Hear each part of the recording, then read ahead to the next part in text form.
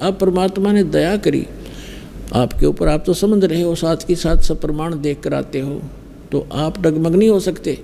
लेकिन उस समय अभाव हमारे सामने ये था कि दास को इन सदग्रंथों में यह परमात्मा का बताए ज्ञान वाली सच्चाई प्राप्त नहीं थी, ज्ञान नहीं था।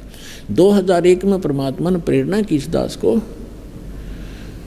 कबीर साहब का एक अमर वाणी जो सच्चिदानंद घनब्रह्म की वाणी वो याद आई कि वेद मेरा भेद है और मैं ना मिलूं वेदन के माही, और जौन वेद से मैं मिलूं ये वेद जानते नहीं।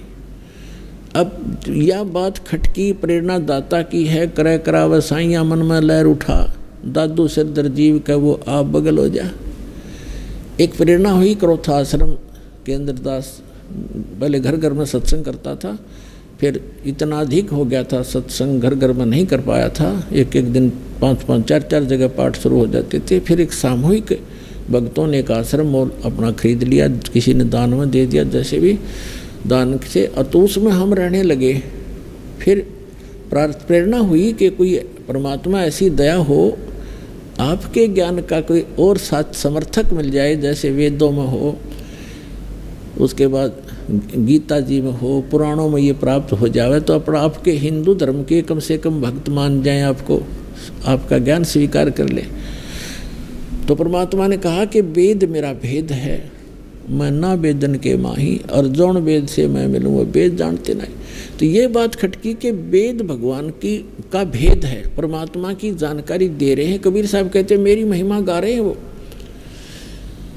तो वेद तो हमने कभी देखे भी नहीं थे, वो किस पर टाइप के हैं, कैसे हैं। तब तक गीता हम पढ़ा करते थे तो ये भी सुना करते थे कि सभी सदग्रंथों का सारभूत है श्रीमद् भगवत गीता। तो श्रीमद् भगवत गीता के अंदर दास ने जब पढ़ना शुरू किया, क्योंकि पहले तो इतना बिजी शेड्यूल था, फिर आश्रम में रहने से कुछ हल्का हुआ तो समय मिला मुझे, उसमें देखा कि गीता ज्ञानदाता खुद कहता है कि अर्जुन तू उस परमेश्वर की शरण में जा, उसकी कृपा से तू परम शांति को और सनातन परम धाम को प्राप्त होगा। दास की ऐसी स्थिति होगी जैसे भूखे न भोजन मिल जाए, निर्धन न धन मिल जाए, ऐसी स्थिति होगी। जो फूला नहीं समाओ है भगवान, आपने सारा खजाना रखा है इसमें आपका ही। उसमें सारा नए सिरे तक गीता जी का अनुवाद किया, जिसको गहरी नजर गीता में आपके पास उपलब्ध है, परमात्मा के ज्ञान के आधार से उसका पुनर् अनुवाद किया।